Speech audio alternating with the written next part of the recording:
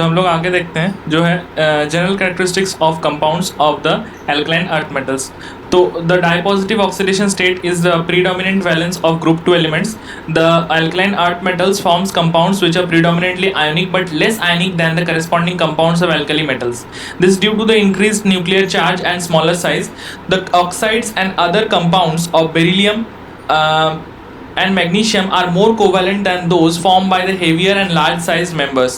The general characteristics of some of the compounds of alkali earth metals are described below. तो यहाँ पे जो लिखा हुआ है वो क्या लिखा हुआ है? The oxides and hydroxides, the alkaline earth metals burn in oxygen to form the monoxide. जो मतलब यहाँ पे हम लोग पहले तो पहले हम लोग ये वाला पैराग्राफ को एक बार ठीक से देख लेते हैं जो यहाँ पे लिखा हुआ था जो है कि the oxides and other compounds of beryllium and magnesium जो है वो ज़्यादा कोवेलेंट होता है क्योंकि because then those of by the form by the heavier large size, मतलब जो नीचे वाले जो है उससे ज़्यादा कोवेलेंट होते हैं। ये बहुत इंपॉर्टेंट पॉइंट है, जैसे कि कैल्शियम स्ट्रॉन्शियम बेरियम जो है वो नीचे लाई करते हैं ग्रुप में, तो इसीलिए उनका जो मतलब वेट है, एटॉमिक वेट है, बहुत भारी होते हैं। तो as compared to that beryllium magnesium हल्के होते हैं, तो इसीलिए उनका कोवेलेंट जो कैरेक्टर है वो ज़्यादा होता है। ठीक है, अब उसके बाद जो है ऑक्साइड्स एंड हाइड्रोक्साइड्स, तो the alkaline earth metals burn in oxygen to form the monoxide MO, which except for BeO have rock salt structure। मतलब MO का जो होता है उसका rock salt structure होता है। तो rock salt structure कौन से होते हैं? NaCl टाइप के जो स्ट्रक्चर होते हैं उनको rock salt structure कहा जाता है। सो यहाँ पे Cl- जो होते हैं वो FCC लैटिस को ऑक्यूपाई करते हैं, और जो Na+ होते हैं वो क्या करते हैं, वो 50% ऑफ द टेट्राहेड्रल वॉइड को ऑक्यूपाई करते हैं। The BeO is essentially covalent in nature, मतलब BeO जो है वो एसेंशियली कोवेलेंट होते हैं नेचर में। तो the enthalpies of formation of this oxides are quite high and consequently they are very stable to heat. मतलब जो एंथैल्पीज ऑफ फॉर्मेशन है वो बहुत ज़्यादा होता है और ये कंसिक्वेंटली वेरी स्टेबल होते हैं हीट से। ठीक है, सो BeO जो है वो एम्फोटेरिक वाइल होते हैं, बल्कि जो अदर ऑक्साइड्स हैं मतलब अदर एलिमेंट्स के वो क्या होते हैं, वो आयनिक नेचर के होते हैं, elements are ionic in nature. उसके बाद जो है all those oxides except BeO are basic in nature, मतलब बेसिक मतलब ये तो कॉमन है क्योंकि वो आयनिक नेचर के होते हैं, तो ये ज़्यादातर क्या बनाते हैं, बेसिक ऑक्साइड बनाते हैं and react with water to form sparingly soluble hydroxide. Sparingly soluble मतलब ज़्यादा सोल्यूबल नहीं होगा, कम सोल्यूबल होगा, स्पेयरिंगली सोल्यूबल हाइड्रोक्साइड बनाता है। तो MO plus H2 gives MOH whole twice. The solubility, thermal stability and the basic character of these hydroxides increases with increasing atomic number from MgOH whole twice to BaOH whole twice. तो the solubility, thermal stability क्या होता है, basic character सब कुछ क्या होता है, increase होता है जितना हम लोग का एटॉमिक नंबर इंक्रीज होगा। ठीक है, इसके बाद जो है alkaline earth metals hydroxides are however less basic and less stable than alkali metal hydroxide. तो एल्कलाइन अर्थ मेटल के जो हाइड्रोक्साइड होते हैं वो हाउएवर क्या होता है, लेस बेसिक होते हैं। किससे लेस बेसिक होता है, लेस स्टेबल भी होते हैं देन एल्कली मेटल हाइड्रोक्साइड। ठीक है, so beryllium hydroxide is amphoteric in nature, मतलब बेरिलियम हाइड्रोक्साइड तो पहले भी हम लोग बता चुके कि बेरिलियम ऑक्साइड भी एम्फोटेरिक होता है, तो बेरिलियम हाइड्रोक्साइड भी जो होता है वो भी एम्फोटेरिक नेचर के होते हैं। ठीक है, तो and it react with acid both acid and alkalis. तो ये हम लोग देखते हैं कि BeOH होल ट्वाइस जो है ये है एल्कली के साथ जब रिएक्ट करेगा, मतलब 2OH- के साथ अगर रिएक्ट करते हैं तो क्या बनाता है, ये बेरिलेट आयन बनाता है। तो BeH2O होल 4 Cl2 बहुत इंपॉर्टेंट कंपाउंड, इसको याद रखना है। ठीक है, उसके बाद जो लिखा हुआ है वो हम लोग देखते हैं। यहाँ पे जो लिखा हुआ है कि BeOH whole twice plus 2HCl plus 2H2O, ये जो लिखा हुआ है ये क्या बनाएगा, ये बनाएगा BeOH होल 4 Cl2। तो यहाँ पे H2O होल 4 था, यहाँ पे OH होल 4 है, बहुत इंपॉर्टेंट पॉइंट। ठीक है, अब हम लोग आगे बढ़ते हैं। यहाँ पे लिखा हुआ है कि हेलाइड्स जो है except for beryllium halides all other halides of alkaline earth metal, मतलब बेरिलियम हेलाइड्स को छोड़ के बाकी सारे हेलाइड्स जो है एल्कलाइन अर्थ मेटल्स के वो क्या होते हैं, आयनिक नेचर के होते हैं। तो बेरिलियम हेलाइड्स जो है एसेंशियली कोवेलेंट नेचर के होते हैं and soluble in organic solvent, मतलब ये भी ऑर्गेनिक सॉल्वेंट में डिजोल्व हो जाते हैं, सोल्यूबल हो जाते हैं। ठीक है, उसके बाद जो है बेरिलियम क्लोराइड BeCl2 वो जो होता है वो होता है चेन स्ट्रक्चर होते हैं उनका। तो चेन स्ट्रक्चर के सॉलिड स्टेट में as a chain structure in solid state, तो ये इंपॉर्टेंट है सॉलिड स्टेट में, तो इसको बहुत इंपॉर्टेंट याद रखना है। जैसे कि B यहाँ पे ये जो चेन स्ट्रक्चर दिया हुआ ये वाला स्ट्रक्चर होता है। उसके बाद जो है, उसके बाद यहाँ पे लिखा है कि इन वेपर फेज में क्या होता है, BeCl2 जो होता है तो tend to form a chloro bridged dimer, ये डायमर बना के चलता है। तो ये क्वेश्चन ऑलरेडी नीट में पूछ लिया है, नीट शायद 2021 में ही पूछा था। तो ये वाला क्वेश्चन बहुत इंपॉर्टेंट है, जहाँ पे हम लोग BeCl2 का स्ट्रक्चर देखते हैं। तो एक बार सॉलिड्स फॉर्म में जो है वो चेन, लीनियर चेन स्ट्रक्चर बनाते हैं, और यहाँ पे हम लोग जब देखते हैं गैस फेज में या वेपर फेज में, वहाँ पे क्या बनाते हैं, क्लोरो ब्रिज्ड डायमर बनाते हैं, which dissociates into linear monomers at high temperature of order 1200 kelvin, ठीक है। उसके बाद जो है, उसके बाद the tendency to form halide hydrates gradually decrease. तो जो टेंडेंसी है जो हैलाइड्स का हाइड्रेट्स बनाने का, वो ग्रेजुअली डिक्रीज होता है, मतलब जितना बड़ा साइज का होता रहता है, जैसे कि MgCl2.8H2O, उसके बाद CaCl2.6H2O, उसके बाद SrCl2.6H2O, एंड उसके बाद जो है BaCl2.2H2O। तो ये मतलब क्या, हाइड्रेट का अमाउंट जो है वो कमते जा रहा है down the group. The dehydration of the hydrated chlorides, bromides, iodides of calcium, strontium and barium can be achieved on heating. However, the corresponding hydrated halides of beryllium and magnesium on heating suffer hydrolysis. The fluorides are relatively less soluble. जो fluorides होते हैं वो क्या होते हैं, relatively less soluble होते हैं than the chlorides owing to their high lattice energies, ठीक है।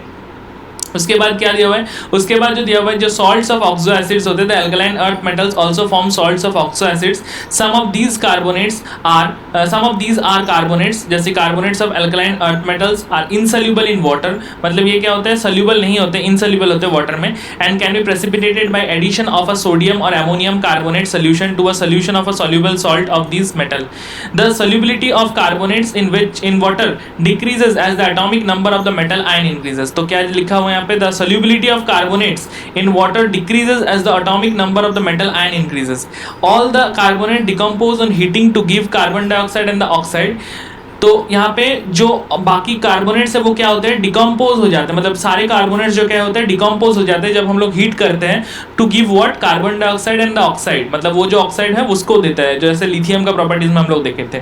वहाँ पे यहाँ पे जो बेरिलियम का कार्बोनेट है वो अनस्टेबल होता है, can be kept only in the atmosphere of carbon dioxide, मतलब बेरिलियम का जो कार्बोनेट है उसको कहाँ पे रख सकते हैं हम लोग, सिर्फ कार्बन डाइऑक्साइड के एटमोस्फेयर में ही रख सकते हैं। The thermal stability increase with increasing cationic size, मतलब जितना थर्मल स्टेबिलिटी हम बढ़ाएंगे, थर्मल स्टेबिलिटी जितना बढ़ाएंगे उतना क्या हो जाएगा, कैटायनिक साइज भी बढ़ेगा, ठीक है। ये बहुत इंपॉर्टेंट है, मतलब सॉरी हम उल्टा बोल दिए कि कैटायनिक साइज जितना बढ़ाएंगे उतना थर्मल स्टेबिलिटी भी बढ़ेगा, ठीक है। अब इसके बाद जो है sulphate, the sulphate of the alkaline earth metals are all white solids, मतलब सारे वाइट सॉलिड्स होते हैं और स्टेबल होते हैं किससे, हीट से, stable to heat. BeSO4 and MgSO4 are readily soluble in water, मतलब ये सारे क्या हो जाते हैं, रेडिली सॉल्युबल इन वाटर होते हैं। The solubility decreases from calcium sulphate to barium sulphate. The greater hydration enthalpy of beryllium 2+ and magnesium 2+ ions overcome the lattice enthalpy factor and therefore their sulphates are soluble in water, मतलब इनके जो sulphates होते हैं वो soluble होते हैं water में। क्यों वाटर में सोल्यूबल होते हैं, इसका कारण क्योंकि the greater the hydration enthalpies of beryllium 2+, मतलब बेरिलियम 2+ के जो हाइड्रेशन एंथैल्पी होते हैं वो बड़ा मतलब ग्रेटर होता है, ज्यादा होता है, and Mg2+ ions overcome the lattice enthalpy, ठीक है। The greater hydration enthalpy of beryllium 2+ and Mg2+ ions overcome the lattice enthalpy, मतलब यहाँ पे क्या दिया हुआ है, जो हाइड्रेशन एंथैल्पी बेरिलियम 2+ और मैग्नीशियम 2+ का ज्यादा होता है, इसके कारण क्या होता है, उसका लैटिस एंथैल्पी का फैक्टर को वो ओवरकम कर जाता है, तो इसीलिए उसका सल्फाइड्स जो होते हैं वो सोल्यूबल होते हैं वाटर में, therefore their sulfates जो है soluble in water। उसके बाद nitrates, the nitrates are made by dissolution of the carbonates in dilute nitric acid। magnesium nitrate crystallizes with 6 molecules of water, तो magnesium nitrate जो है वो क्या होता है, 6 molecules of water से crystallize होते हैं, तो whereas barium nitrate जो है वो anhydrous होते हैं as the anhydrous salt। This again shows a decreasing tendency to form hydrates with increasing size and decreasing hydration enthalpy। All of them decompose on heating to give the oxide like lithium nitrate, जैसे lithium nitrate में हुआ था वैसे ही होगा यहाँ पे, 2MnO3 whole twice gives 2MO plus 4NO 2 plus O2, तो यहाँ पे O2 रिलीज होगा, ये इंपॉर्टेंट रिएक्शन है, ठीक है। Okay, so why does the solubility of alkaline earth metals hydroxide in water increases down the group? Among alkaline earth metal hydroxides, the anion being common, anion तो common है, अब क्या होता है, कैटायन का साइज के ऊपर वेरी करे, तो cationic radius will influence the lattice enthalpy। Since the lattice enthalpy decreases much more than the hydration enthalpy with increasing ionic size, the solubility increases as we go down the group। मतलब यहाँ पे लिखा हुआ है कि lattice enthalpy जो है वो डिक्रीज कर रहा है जितना हम लोग मोर किससे ज़्यादा, हाइड्रेशन एंथैल्पी से ज़्यादा, जो आयनिक साइज के अकॉर्डिंगली मतलब ये इंक्रीज होता है, ठीक है, समझ में आ गया। So the solubility also increase down the group, ठीक है। मतलब लैटिस एंथैल्पी बढ़ रहा है, ऐसा नहीं कि हाइड्रेशन एंथैल्पी घटता है ऊपर से, ठीक है, ये इंपॉर्टेंट है। उसके बाद why does the solubility of alkaline earth metal carbonates and sulphate in water decreases down the group, the size of the anions being much larger compared to cations, the lattice enthalpy will remain almost constant within a particular group. Since the hydration enthalpies decreases down the group, solubility will decrease as found for alkaline earth metal carbonates and sulfates. ठीक है, ये समझ में आ गया।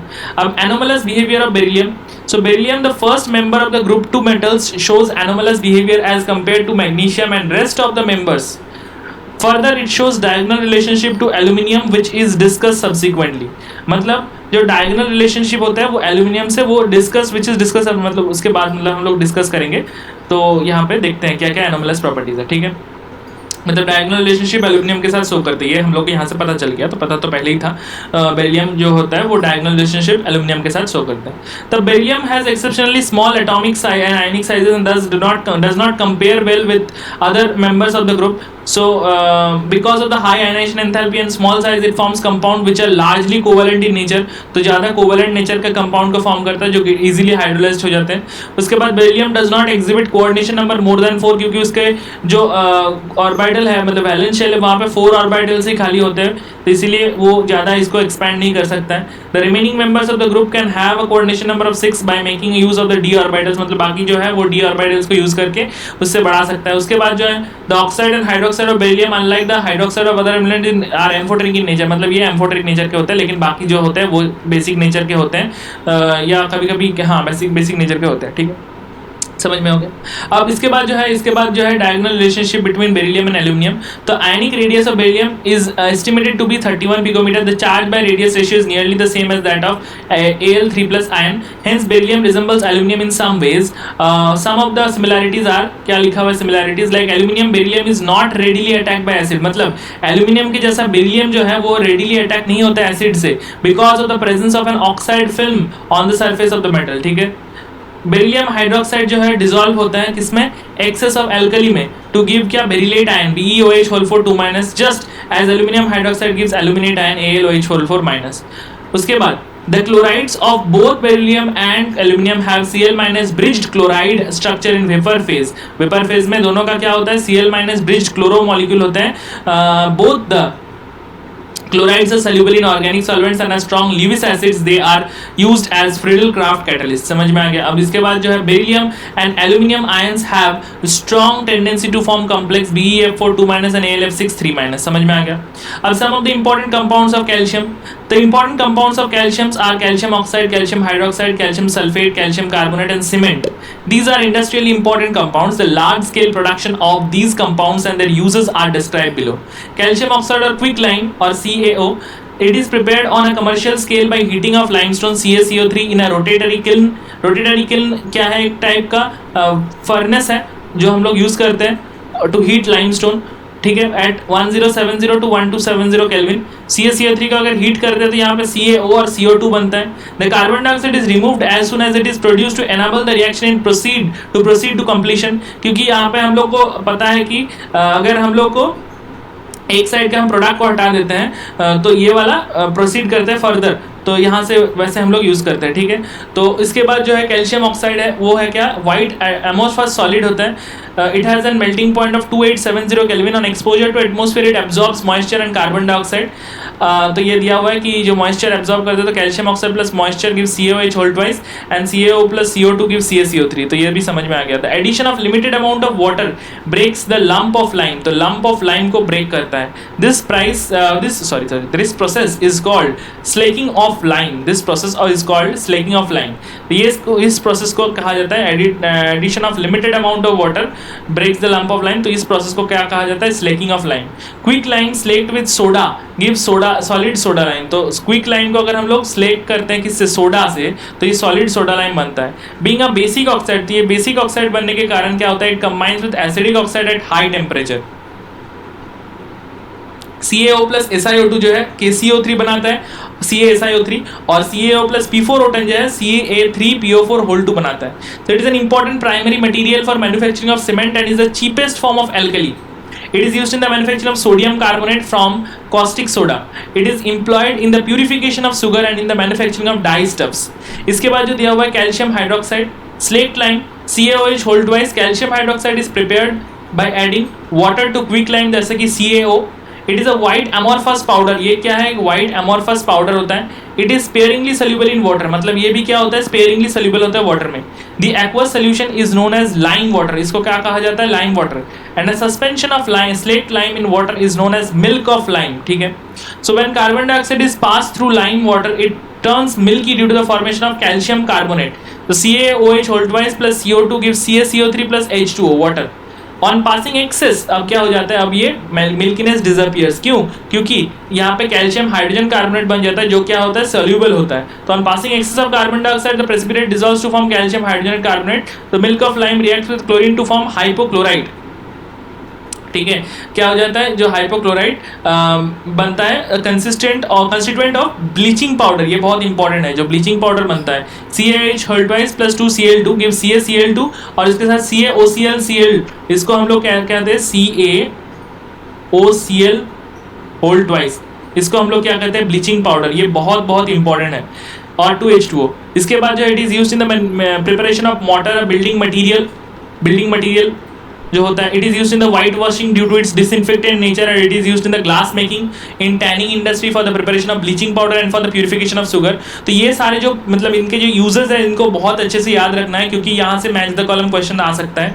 Calcium carbonate CaCO3 जो है calcium carbonate occurs in nature in several forms like limestone, chalk, marble etcetera. It can be prepared by passing carbon dioxide through slaked lime और by addition of sodium carbonate to calcium chloride. मतलब यहाँ पे क्या दिया हुआ है? Calcium hydrogen hydroxide जो है उसको अगर हम लोग कार्बन डाइऑक्साइड के साथ रिएक्ट कराते हैं तो यहाँ पे कैल्शियम कार्बोनेट बनेगा और वाटर बनता है उसके साथ. तो CaCl2 और उसके साथ अगर Na2CO3 का रिएक्शन कराते हैं तो यहाँ पे भी CaCO3 बनेगा और 2NaCl बनेगा. ठीक है. ये समझ में आ गया. मतलब यहाँ पे कैल्शियम कार्बोनेट बना, फिर इसके बाद कैल्शियम क्लोराइड को हम लोग Na2CO3 के साथ रिएक्ट करा के कैल्शियम कार्बोनेट या 2NaCl बनाते हैं. तो excess of carbon dioxide should be avoided since this lead to the formation of क्या? Lead to the formation of water soluble calcium hydrogen carbonate. तो ये वाटर सॉल्यूबल बन जाएगा उसके कारण. Calcium carbonate is a white fluffy powder. It is almost insoluble in water. तो calcium carbonate जो होता है वो व्हाइट फ्लफी पाउडर होता है जो कि इनसॉल्युबल होता है वाटर में. So when heated to 1200 kelvin it decompose to evolve carbon dioxide. तो CaCO3 1200 केल्विन में अगर हीट करते हैं तो कैल्शियम ऑक्साइड और कार्बन डाइऑक्साइड रिलीज करता है. It react with dilute acid to liberate carbon dioxide.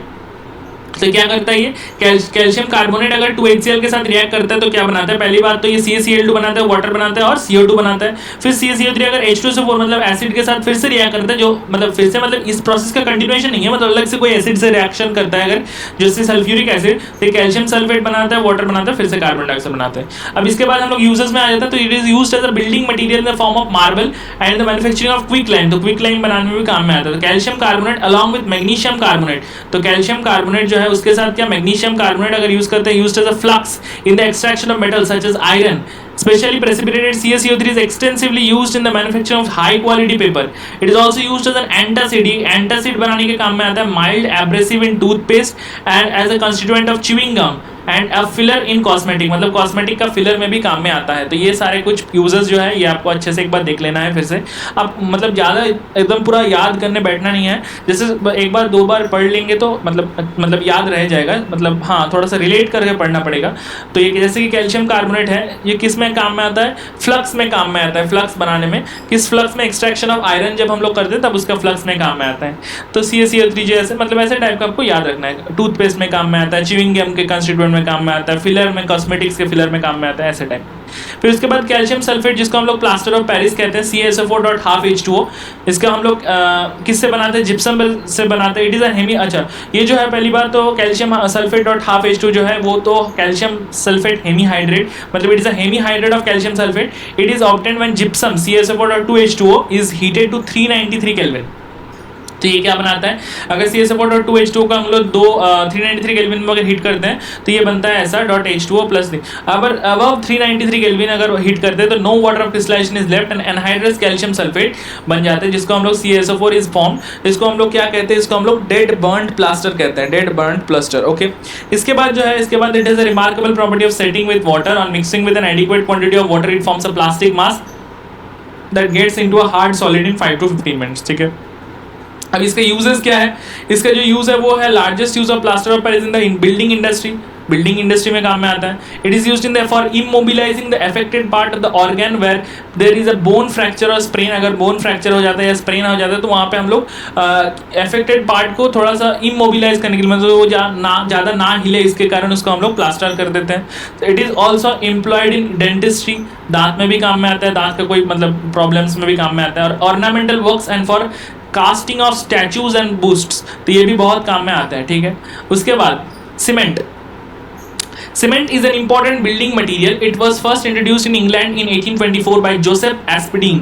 It is also called as Portland cement because it resembles with the natural limestone quarried in the Isle of Portland, island of Portland, कितना England में, जहाँ England में जो Portland मतलब जगह है वहाँ पे जो माइनिंग के दौरान अगर जो मतलब लाइमस्टोन के मतलब पत्थर मिलते थे वैसे जिसका रिजेंबल करता है, इसीलिए सीमेंट जो होता है वो एक प्रोडक्ट है obtained by obtaining a material rich in lime, calcium oxide with other material such as clay which contain silica along with the oxides of aluminium, iron and magnesium. The average composition of Portland cement, ये थोड़ा सा मतलब याद रखना नहीं है, मतलब ठीक है, थोड़ा सा देख लीजिए किसका ज़्यादा होता है। कैल्शियम ऑक्साइड का 50 से 60% होता है, सिलिकॉन डाइऑक्साइड का 20 से 25% होता है, एल्यूमिनियम ट्राइऑक्साइड मतलब Al2O3 जो है उसका कितना होता है, उसका होता है 5 से 10%, MgO का कितना होता है 2 से 3%, Fe2O3 का कितना होता है 1 से 2%, SO3 का कितना होता है 1 से 2%। So for a good quality cement the ratio of silica to aluminium should be 2.5 और 4 के बीच में होना चाहिए,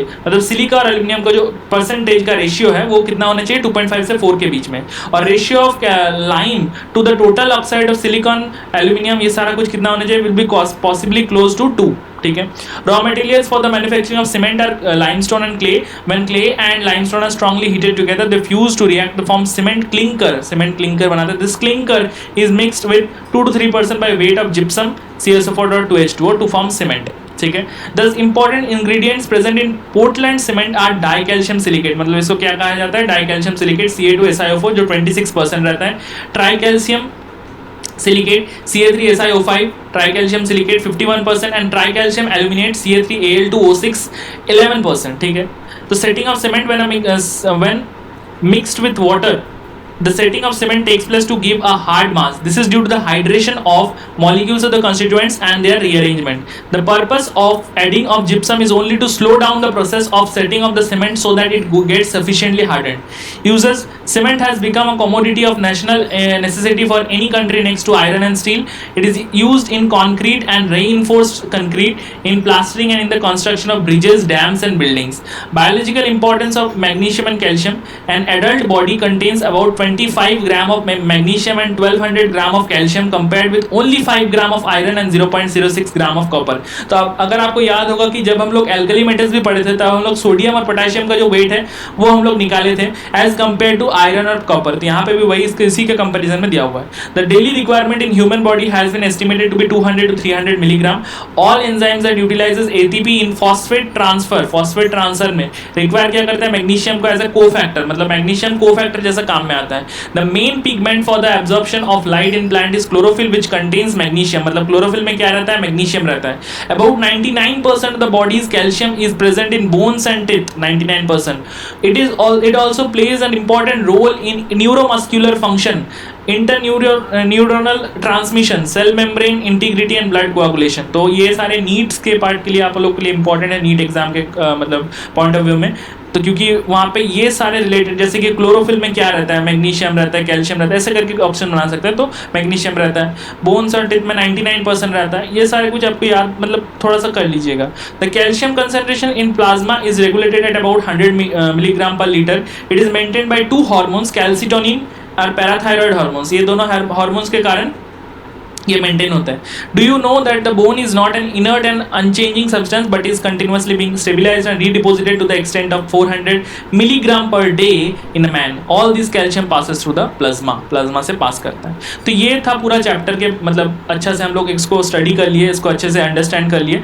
तो इसके बाद हम लोग नेक्स्ट चैप्टर जो लेंगे वो वाला पी ब्लॉक अभी नहीं लेंगे, पी ब्लॉक बाद में लेंगे, क्योंकि हम लोग पहले जो मतलब एक एक चैप्टर है उसको कवर कर लेते हैं, जैसे कि DNA ब्लॉक, जैसे कि कोऑर्डिनेशन कंपाउंड, जैसे कि हम लोग का मेटलर्जी। तो हम लोग नेक्स्ट जो चैप्टर लेंगे वो लेंगे DNA ब्लॉक, तो डीएनए ब्लॉक के बाद हम लोग लेंगे कोऑर्डिनेशन, फिर मेटलर्जी, उसके बाद पी ब्लॉक लेंगे, क्योंकि पी ब्लॉक में हम लोग अच्छा खासा टाइम देंगे ताकि वो जल्दी से खत्म हो जाए। तो उसके पहले मतलब उसको जल्दी से नहीं खत्म करना, उसको ठीक टाइम लेके खत्म करेंगे, लेकिन उससे पहले ये सारी चीज़ अगर जल्दी से खत्म हो जाता है तो बहुत अच्छा हो जाएगा। तो इसीलिए हम लोग थोड़ा टाइम इसको जल्दी से खत्म कर लेते हैं, उसके बाद पी ब्लॉक को अच्छे से पढ़ेंगे। तो आप लोग उसके पहले इस सारे चीज़ को रिवाइज करते रहिए। जो मतलब मैंने वीडियोज़ भी बनाए, बहुत शॉर्ट टाइम ड्यूरेशन का वीडियोज़ है, ज़्यादा बड़े भी नहीं है, मतलब हार्डली कितना होगा 1 से 1.5 घंटे का वीडियोज़ होगा, मतलब सब मिला के अगर पार्ट्स अगर आप मिला के देखेंगे तो मतलब वैसे अगर जो वीडियोज़ है आप पूरा उसको ख़त्म कीजिए अच्छे से। अगर नहीं देखे तो प्लीज़ देखिए। और मैं लास्ट में यही कहना चाहूँगा, अगर आपको ये सारे वीडियोज़ से अच्छे लग रहे हैं तो प्लीज़ मतलब इसको लाइक कीजिए और इसको अपने दोस्तों के साथ शेयर कीजिए, और प्लीज़ चैनल को सब्सक्राइब भी कर दीजिएगा, क्योंकि ये सब मतलब बहुत ज़्यादा मैटर करता है। मतलब मैं इतना ज़्यादा एफर्ट डाल रहा हूँ तो ये सारा कुछ बहुत मैटर करता है। प्लीज़ लाइक शेयर और सब्सक्राइब कर दीजिए। और आपका जो वैल्यूएबल कमेंट है प्लीज़ कमेंट सेक्शन में लिखिए कि आपको मतलब कौन सा चैप्टर का ऑर्डर कैसा चाहिए। और प्लीज़ टेलीग्राम ग्रुप में भी ज्वाइन कर लीजिए, क्योंकि वहाँ पे मैं इस सारे कुछ का जो PDF है वो मैं डाल दूँगा। तो वहाँ पे क्या लिखना है आपको, t.me/study with AG, तो ये वाले ग्रुप में आप ज्वाइन कीजिए। वहाँ पे मैं ये सब एनोटेड जो PDF है वो मैं डाल दूंगा। यहाँ पे आप लोग HTTPS भी लगा के लिख सकते हैं, https://t.me/study-with-ag। तो ये वाला जो मतलब ग्रुप है यहाँ पे आप लोग ज्वाइन कीजिए। तो यहाँ पे आप लोग को समझ में आ जाएगा कि मतलब और आप लोग डिस्कशन भी कर सकते हैं, मतलब कोई भी अगर क्वेश्चन रहा तो उसका आंसर अपने दोस्तों के साथ डिस्कस भी कर सकते हैं। तो आज के लिए इतना ही। Thank you, have a nice day.